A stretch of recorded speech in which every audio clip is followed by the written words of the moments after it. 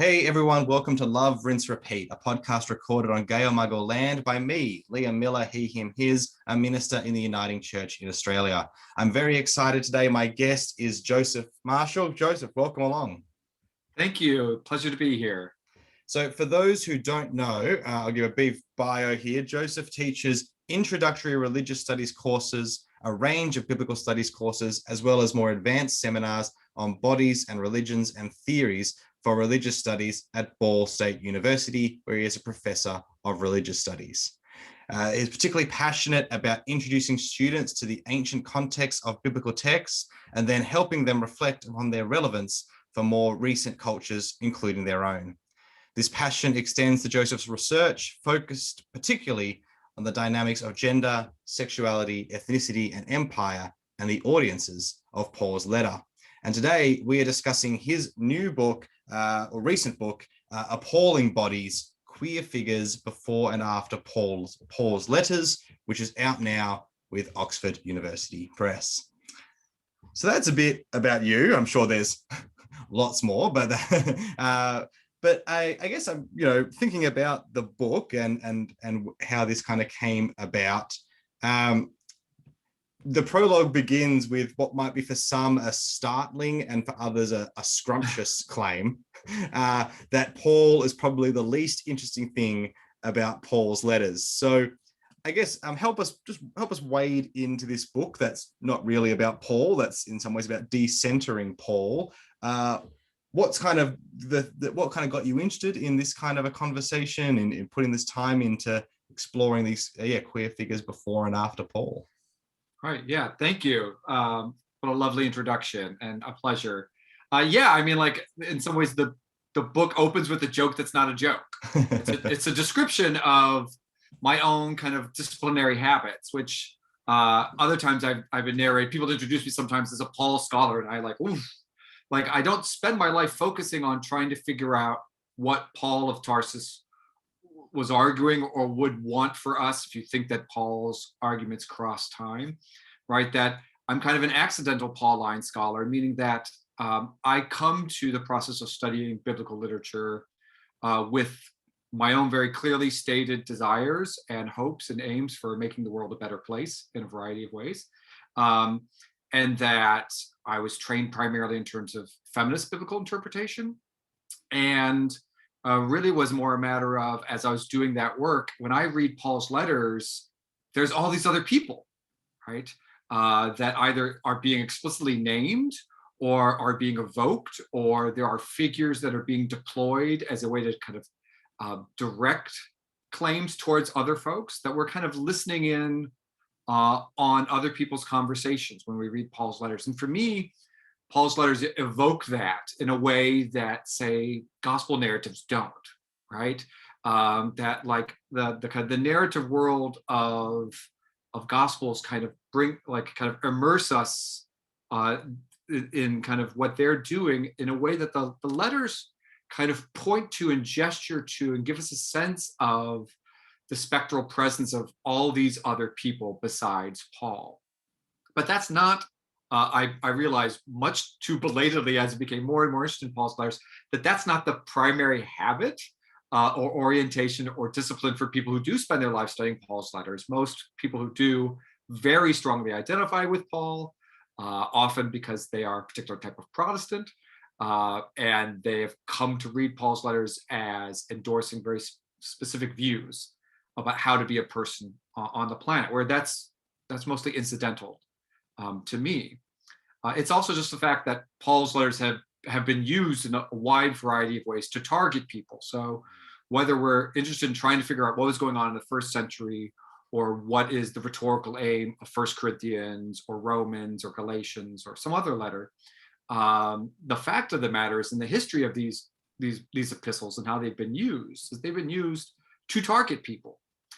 People have said that these texts tell us what to think or what to do to people who are othered in a variety of ways. And that includes on the basis of gender and sexuality, but not only. We have to think about that in some kind of intersecting and mutually overlapping ways. So yeah, that's in some ways to kind of just prepare people, right? but also to kind of like let people know in advance, like if you're looking for a book that tells you what's Paul's stance about, say, our contemporary concept of homosexuality, there's great works about that. Really, the landmark book that remains that way. It's 25 years old now. Bernadette Bruton's book, Love Between Women. Amazing. You have to read this book if you haven't read it before. Highly recommend it. Fabulous. I think it's coming out in a German translation, a new.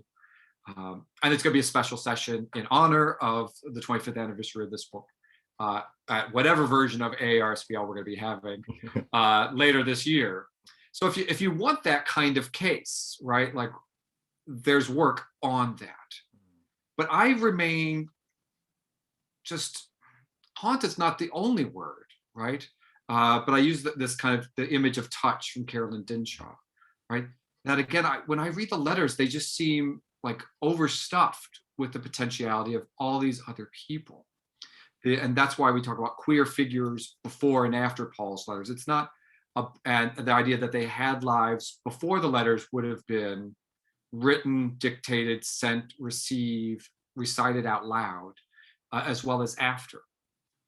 And it's not necessarily a matter of trying to figure out, should we be queering Paul? And indeed, there's lots of ways of doing queer readings of Paul's letters, just because I'm taking up this idea that he's using really kind of complicated rhetorical figures that ancient people would have had, difficult, conflicted, anxious, quite possibly a kind of repulsion and attraction to them.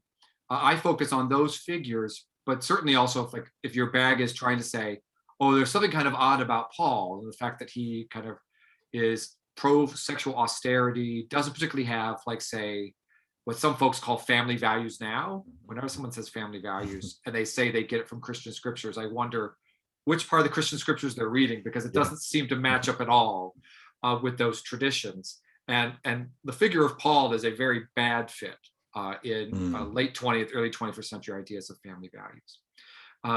So the book opens that way to kind of warn people in that way, like, okay, we'll eventually get to the so-called bashing passages. Chapter 5 deals with that. And my argument, in fact, is you need to grapple with each of these figures and how they're deployed in the past and how they have afterlives in how people are targeted in terms of gender and sexual variation now.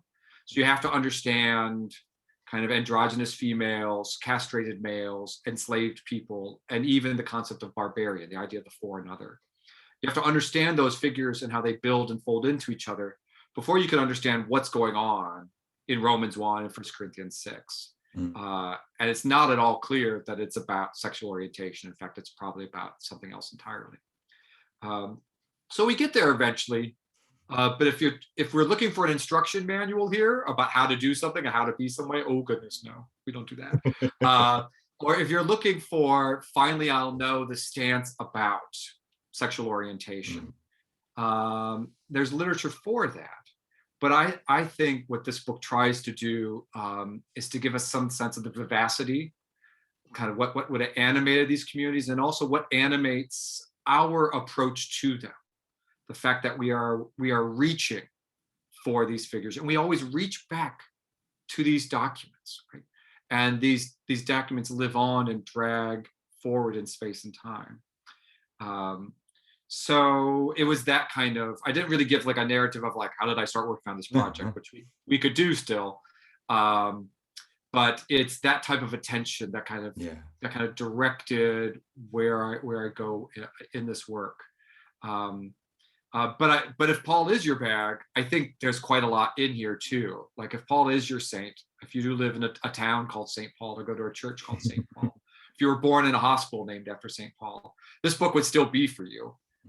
Even if it's not ultimately trying to figure out how would these letters top us or kind of tell us how to be doing our lives.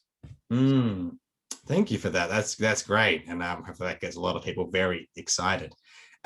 So as you're touching on there in that response, the book reaches past Paul toward other far more fascinating figures, as you write, androgynes, eunuchs, slaves, and barbarians. You write, each depicted as perversely gendered and strangely embodied figures in their own distinctive, though interrelated ways before and after the letters. And I really appreciated, reading through the book, the angles you've taken in trying to, look around and look past Paul at the other bodies preceding and lingering with him in the communities he is writing to and with. And yeah, as I say, it's a good way of getting out beyond that, what Paul thought, or how we might get some way from that text to an inclusive way of reading it. And I guess, what was it like as you kind of started to think about these figures, not only on their own, but in this way that they are connected to each other in some way, and then to more contemporary communities? We can come to that more specifically later. But yeah, as you started to actually kind of really dive into these figures, were the things that surprised you? Did it just open up and it was like, oh wow, I didn't even think it was going to get this exciting? It took longer. This book took longer than I anticipated. In some ways, the kernels of this project were back in my doctoral program, before I kind of settled on a very narrow topic, which you should do for a dissertation. Don't be overly ambitious, friends out there. If your D is for done, just write your dissertation, show that you can do the work.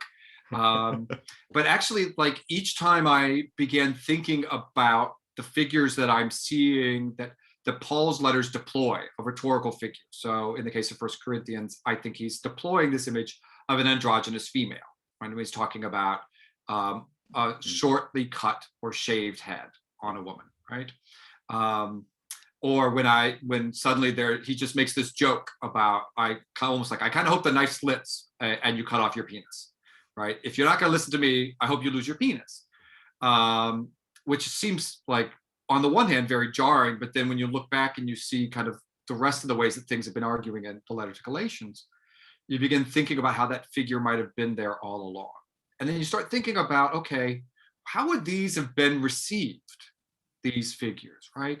Or if he's punning on the bodily vulnerability of enslaved people in Philemon, right? What would that have sounded like, not only to an enslaved person, but to freed or free people? How did ancient folks think about these things? So that's when you end up doing these deep dives into, right, what does the term androgyny even mean to an ancient audience? And it meant a lot of different things. Like, each of these figures are themselves capacious and conflicted, right? So that they show the signs of, so there are prevailing perspectives of how, like, you have elite, free Roman imperial males at the top of pyramidal, governmental, political, social, cultural relations, right? You might call kyriarchy, those of you. A big pyramid. It's not like, the world's not like this. Like, it's very little room at the top here, right? And so our sources of the ancient world tell us the point of view from the people at the top really, really well, right?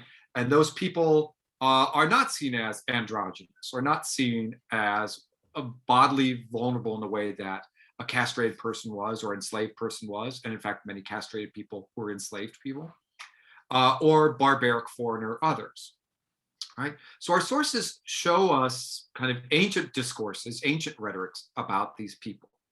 And each of the chapters, after kind of the setup, so 2, 3, 4, and 5, kind of take each of these figures in kind of pace. And actually, at various points, I was like, oh my goodness, like, each of these chapters could be their own book. And I did have a crisis about a year before I decided to kind of finish the book as is. I was like, are these two separate books or not? And it was what I already alluded to, that I think it's harder to understand chapter 5 without doing the cumulative work of 2, 3, and 4. So that's ultimately why this stayed in kind of 2 covers instead of like 4 covers and 2 separate books. So each of these figures are themselves complicated. They're threatening and appealing. They're debased, but they show these signs that this isn't the only perspective on it. And so then we go back to Paul's letters. We see how Paul's playing with and using, and sometimes also deploying, multiple senses of these figures rhetorically in order to kind of target arguments at potential audiences. But then we're stuck, right? And there are moments in each of these chapters, I hope, where we see, like, okay, if all we've done is we've traced the prevailing kyriarchal perspective or point of view from the ancient world, and I've mostly demonstrated that Paul's letters are consonant with these, are resonant with these. Like, Paul is not at the top of a kyriarchy, right? He's lower down, but he's trying to make a mini pyramid inside the pyramid. He's convinced that he belongs at the top himself. So there's ways in which he replicates it. Though he's himself a colonized Jewish male, he would not have been from a dominant ethno-racial group. I don't think he was a citizen. Acts of the Apostles depicts him that way. None of his letters go out of his way to construct his authority that way. And the letters are not embarrassed about constructing authority for Paul. So I think he probably would have brought it up. But this is mostly guesswork from there.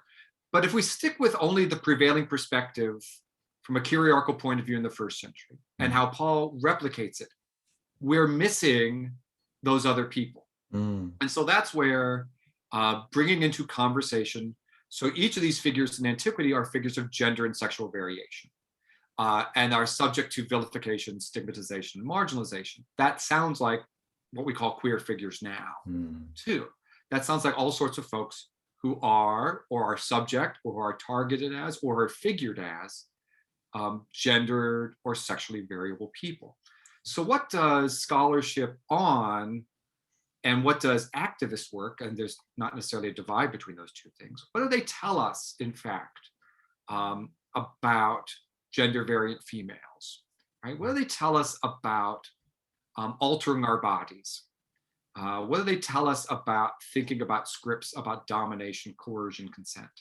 So in an attempt to kind of hear or to see or to reach or to touch back to these other figures, each of these chapters do these juxtapositions, right? Where we're thinking about, okay, if we're trying to figure out the prophesying women in Corinth, and Paul's using an argument about gender and embodiment and punning on or playing with androgyny, right?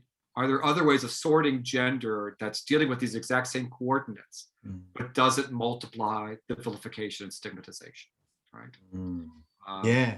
And does that help us to see the Corinthian women prophets more, or at least in a different way, and the way in which that they are not identical to, say, my butch friends or to trans guys now. I'm not saying that like they were, right? And so I refuse that politics of identification too. Like we shouldn't be identifying with Paul, and we don't need to be identifying with other first century people. But are there ways in which folks are sorted and pushed around and pushed out of gender and sexual categories now? And were there ways in which people were pushed around, targeted by, rhetorically figured as problematic in terms of gender and sexual categories then? And are there ways in which those contingent kind of touches, right, that touch across time, from Carolyn Dinshaw's really great book, Getting Medieval, right? I brought props, right? I don't know. Some people will be following this visually, I guess. Some people might be following this only audio. I'm holding up a book called Getting Medieval from Carolyn Dinshaw. She talks about this touch across time. And that's what I'm trying to elicit and evoke. And it gets us, we get more than just Paul's point of view, and we get more than just the prevailing kyriarchal point of view from antiquity. Because of nothing else, if we're just stuck with that prevailing kyriarchal point of view, we're missing most of the people. Most of humans are underneath, are low in the pyramid. And that seems, if nothing else, depressing. Yes. To not try to reach for those. It's certainly also not, it's not the whole picture, right? When we take the point of view of kyriarchal sources as their partial point of view, their prevailing perspective politically, as the sum, as the totality, as the whole of what ancient experience would be, or what experience in our time or place would be, we're doing a massive disservice, and we're saying something that's in fact ahistorical. It's not. So different types of partialities in terms of trying to recover or to reach back or do a kind of conflicted sort of remembrance. Thank you for that. So yes, that's, in the book you kind of talk about this, that intentional anachronistic juxtaposition of taking these figures. So not exactly saying, hey, that we actually now know what these figures are because we've got a new language here, but it's saying, the way they help overcome some of those limitations of looking back, of who's ignored in those sources, and maybe then also thinking of a different way of thinking about the communities and their relationship to this text. One thing I thought interesting with that is kind of, because I can imagine some people being like, you can't, talk about these figures that are totally anachronistic. That's usually, used as a, a charge against a work, right? To be anachronistic is not something that usually is sought after. But I thought it was interesting that you're talking about one of the reasons you do this is, well, the Bible itself has already crossed space and time. And so thus all bets are off. Do you want to talk to us a little? No, not quite. I know. Do you want to talk to a bit about how this anachronistic juxtaposition and how that relates to this idea that, well, the Bible itself, and its production and dissemination allows for this. Sure. So also what's happening in queer studies, aside from kind of talking about and theorizing gender and sexual variation, is all this work thinking about temporality, thinking about history that's happening in queer studies. Yeah. So there's all this kind of work on queer temporality. And in fact, I kind of worked on a conference and a project with a couple other colleagues, there's a volume called Sexual Disorientations, on thinking about temporality, that to do queer work isn't just about finding people who are analogous to LGBTIQ folks now, right? That it's to engage in interrogating forms of naturalization and normalization, right? It's to interpret queerly, right? And so you could do that in all sorts of ways. And it's been this fascinating work on kind of temporality and historiography. And Dinshaw is a part of that, and Elizabeth Freeman and a few other interlocutors in the book. And this is a thing that happens in general for the ancient world, but especially also in the biblical world, as I've already gestured, right? So we often get called upon. It's one of the few times, in fact, that people call on biblical scholars is to talk about sexuality, right? We don't actually call on biblical scholars to tell us what do we think about fiscal policy very much, right? At least not in the United States. Maybe it's very different in Australia, right? We seem convinced that the Bible has something to tell us about what we're supposed to be doing with our bodies when we think about the stuff that we call sex, right? Whatever that might mean, which itself needs to be historically situated. What we call sex and sexuality is a very specific product of our time and place, right? So people want to know, so tell me what the Bible says about, right? And it's often about the sex. So already there's a way in which the biblical is not entirely in the past. It's not stuck. It's not only from its space and time. And this also happens too for the so-called classics. So Greco-Roman civilization, or Greek and Roman civilization, has been called upon, especially by white identified European, Eurocentric cultures. They say that somehow they are the new Greeks, or they're like the Romans. We imagine that they are our foundations of so-called Western civilization. So there's often a call to kind of narrate, right, the classical past or the biblical past by scholars. And what happens in the history of sexuality is there's tended to be two different types of responses, right? In terms of alterity versus identity, right? So you might think of somebody like John Boswell, right? Who said, like, look, you might be surprised by the greater variation that he did use terms like gay and homosexual, right? That there was actually quite a bit of presence and endorsement of same-sex erotic practices and same-sex partnerships in the ancient world. And you'll see that happen in religious communities now, that like religious communities, especially Christian identified ones, will want to look for ancient analogies, right? And say, Jesus is cool with me because Jesus was cool with, right, a sexualized outsider, right? Jesus hung out with prostitutes. Jesus healed the centurion slave, right? So we do this kind of, so they must have sorted things the way that we do, right? That they're similar to us. Whereas a lot of other scholars have said, no, boom, radical break. That ancient people thought about these things differently. They used different words. Some of our norms, like say about mutuality, around consent, were not especially important, or the consent was located somewhere besides in individual bodies, as if I decide what to do with my body, and if you have your own body, you get to decide with your own, right? There's some questions, in fact, about do we actually live into these norms that we have now, right? And I think there's a real paucity of options when we limit it to like, are these people like us or not, right? I understand the impulse to want to say, look, right? Paul didn't know the word homosexual, right? He also didn't know the word heterosexual, by the way, right? And so there's this kind of interrupting that can happen, right? That like, well, technically the Sodom story is not condemning homosexuals. It's a story about something else entirely, right? But I worry also that's doing some distancing, because the four classic fasting passages, the Sodom story, Leviticus, and Romans 1, 1 Corinthians 6, are eliciting sexual dynamics as part of an argument. It is using sexual invective. It's using sexualized othering, right? So we can't say that it doesn't resonate at all with our time and place, but we also can't say it's exactly like our time and place. There is a way to split the difference between like hard difference, right? The alterity camp, and like a similarity that we can kind of recuperate and identify with, right? The sameness camp.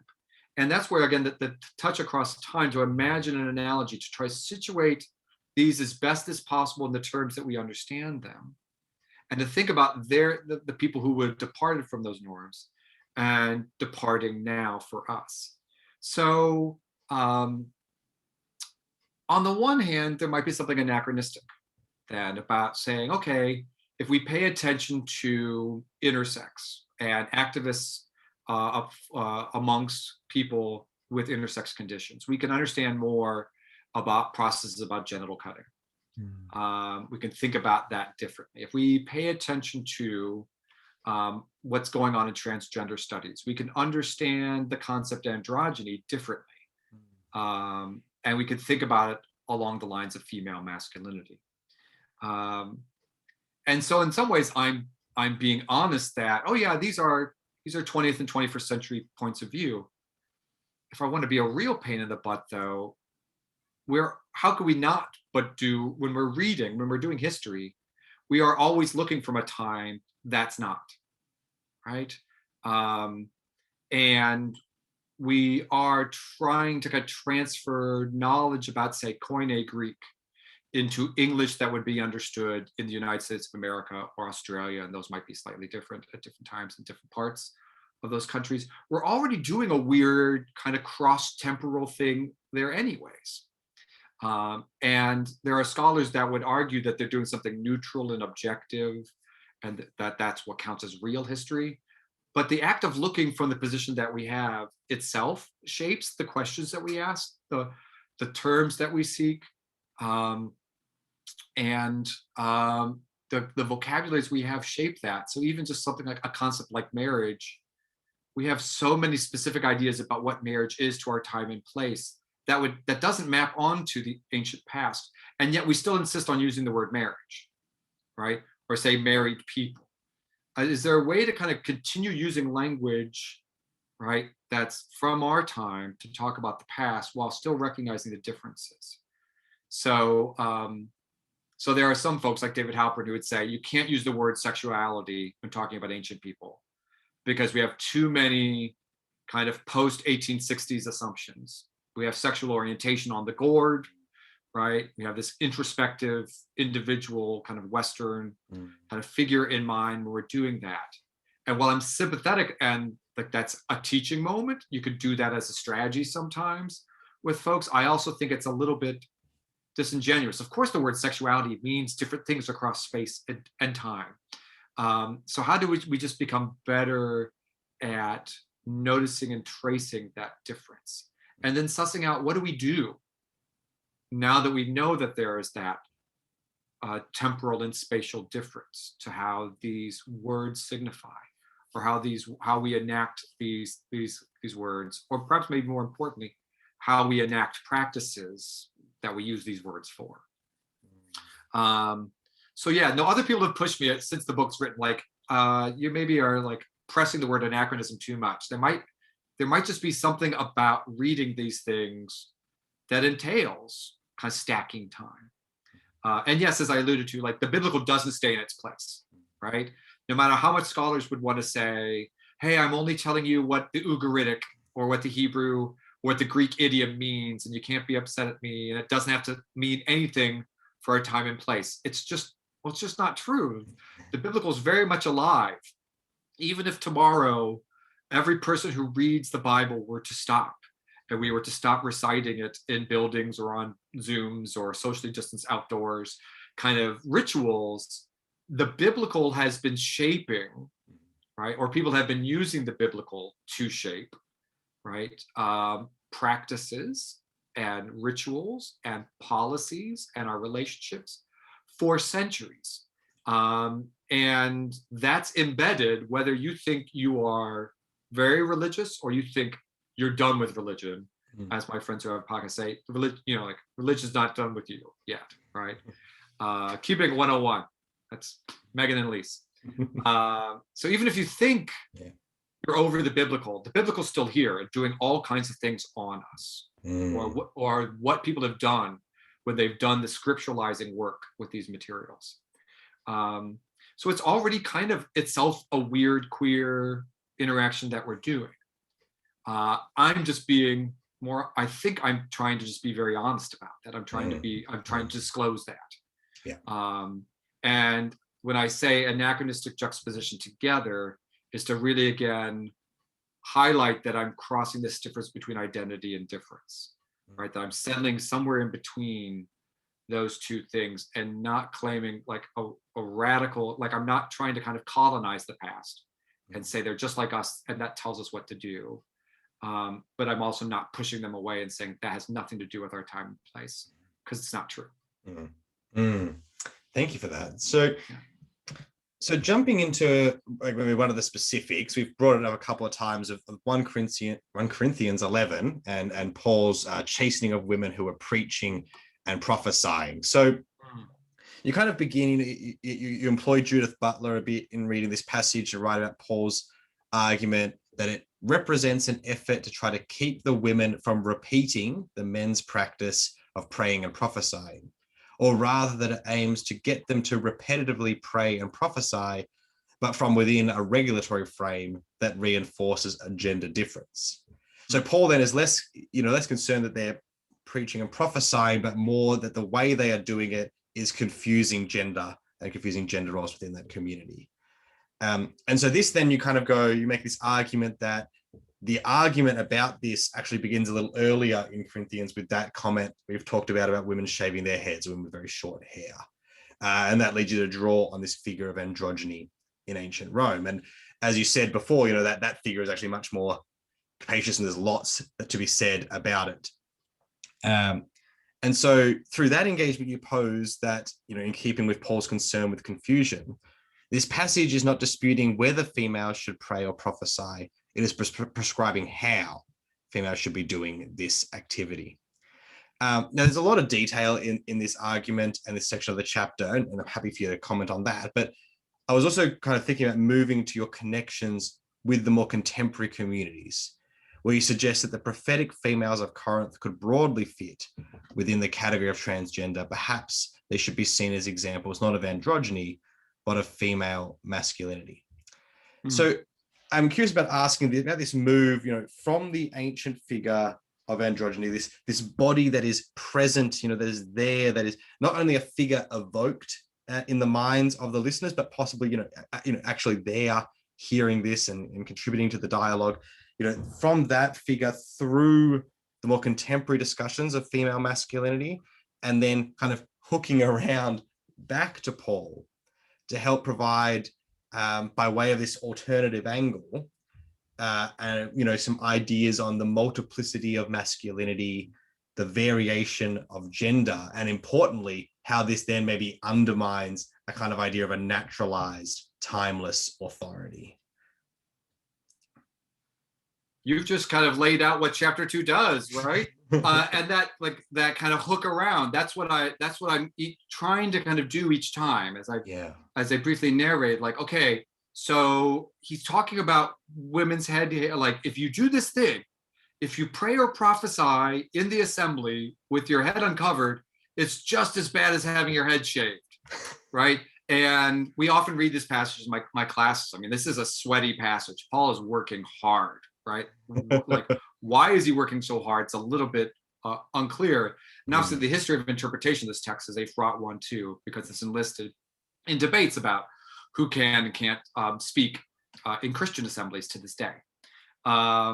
but I was struck by that, especially because many scholars. So like, there's, if you don't know, in the history of scholarship, like people can write on just one Greek word for multiple books, right? So like just a debate about how to translate the word head and what even head means. And like you could still call it head, but it means head in another way than you might think it might mean.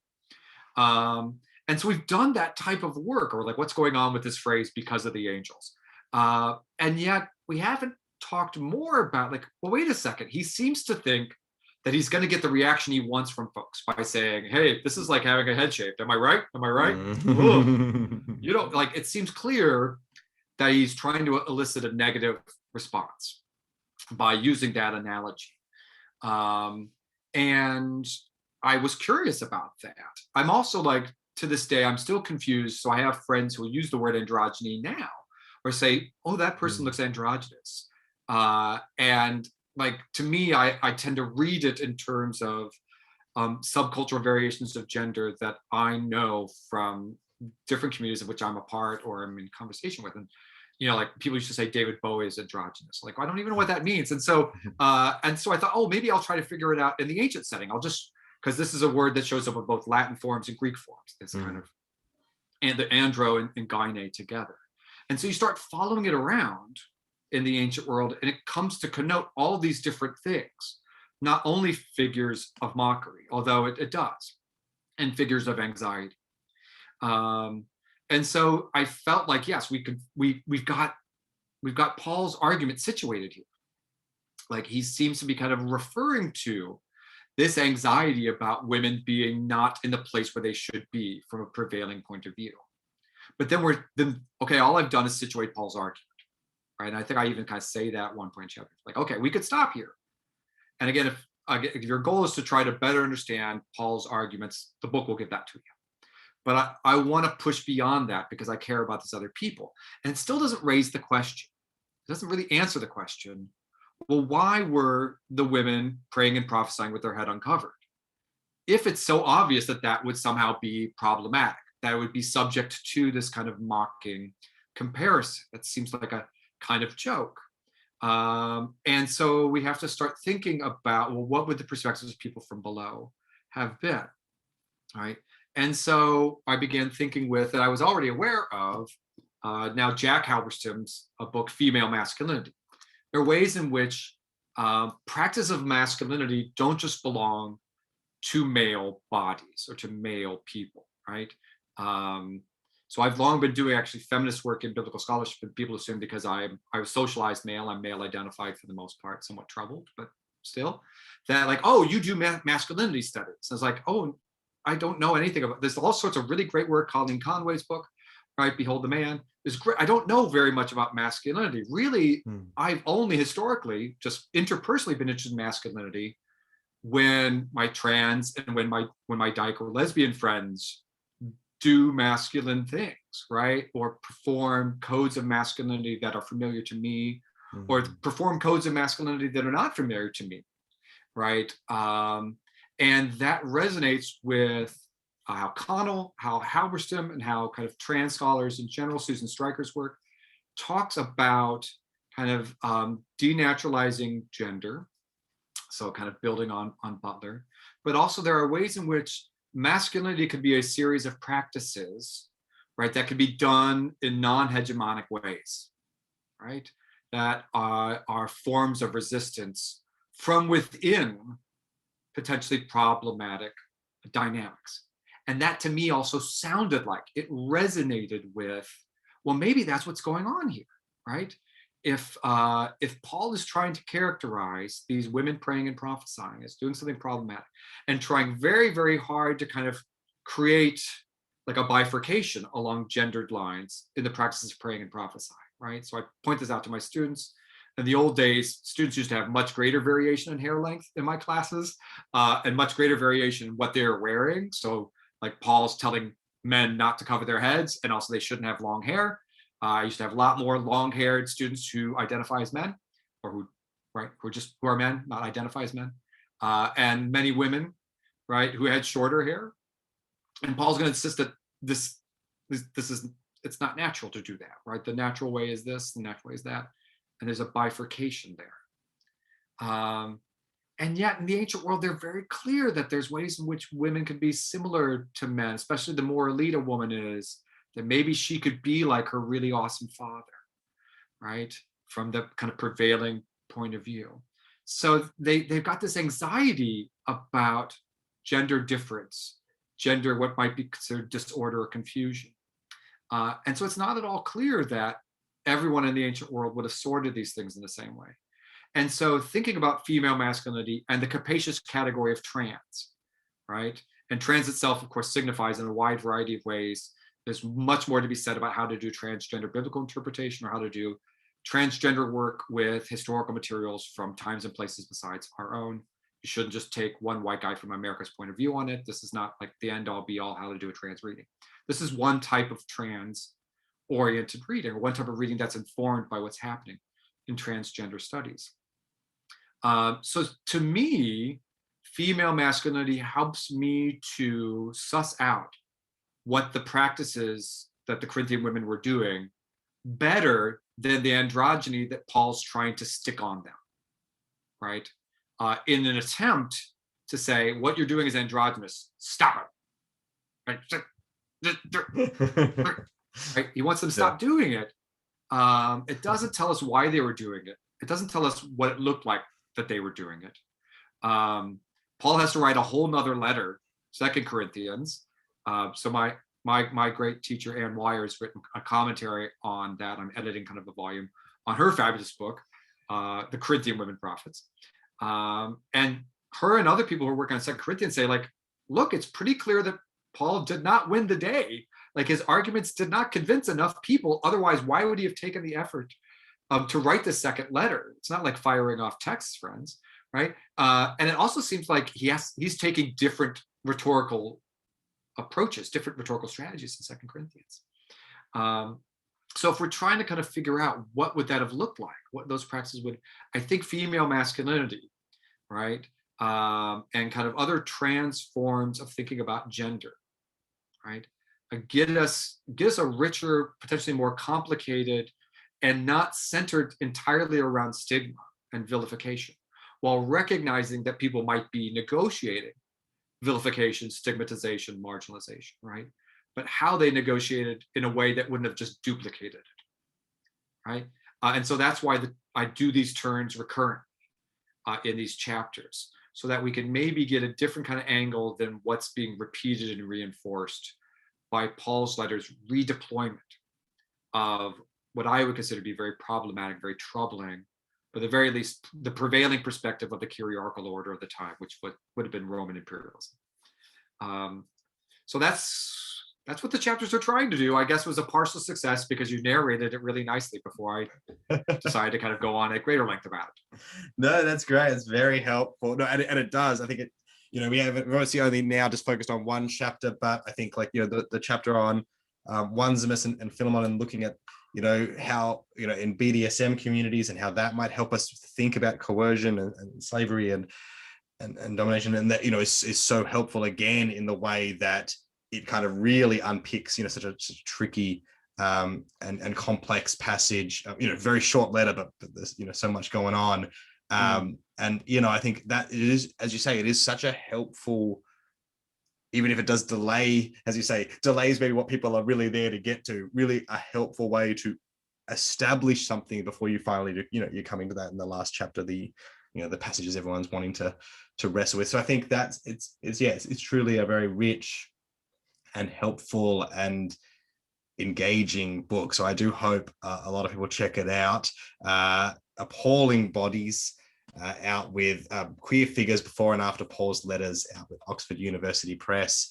Joseph, is there anything else you want to draw people's attention to or promote, or that you're excited to share? Oh my gosh, there's so much fabulous work happening in biblical scholarship right now, so do be paying attention. I realized belatedly in this book that I'm also talking a lot about affect. The title of the book, my goodness, is called Appalling Bodies. So I'm clearly thinking about disgust and trauma. So I've been working on that quite a lot. But if you can get your libraries, if you have a lot of academic listeners, if you get your libraries to order this book, So that way Oxford University Press can release it in paperback, and we can more easily assign it or give it to groups of folks. Yep. But I would encourage everyone to kind of keep reading eclectically, and to be curious, to kind of take the time and space that you have to kind of try to reach for figures that you might think were already marginalized or vilified, or missing from your world, because there's much more out there to be taken on. So so sure, yes, please check out my book. At least order it, or make sure your library has the digital version of it. And for the kind of church readers and listeners here, let's do better than just working on inclusion, right? So chapter 5 is kind of thinking about that. Like, is it you that's inviting people in, and what norms are at the heart of that? And we have to be careful about our appetites for sexual exceptionalism and for moralizing, and maybe the lessons of the past, as well as people who are right here with us right now, is for thinking more radically about assembly than we have been. So I can say a lot more about that, but yeah, no, I was going to say, okay, let's fire it up a part 2. Thank you for that. That is such a wonderful, way to end. And then hopefully, Joseph, will get you back on the podcast again, because it's been a wonderful conversation. Sure, yeah, we could do part 2 sometime, or part 3 or 4, right? Yes, no, but thank you so much. I appreciate it. All right, great. Well, thank you everyone for listening. Love, Rinse, Repeat is part of the United Mission and Education family of the Uniting Church in Australia Synod of New South Wales ACT. Thankful for their support. Thank you for your listening. See you next week. Bye.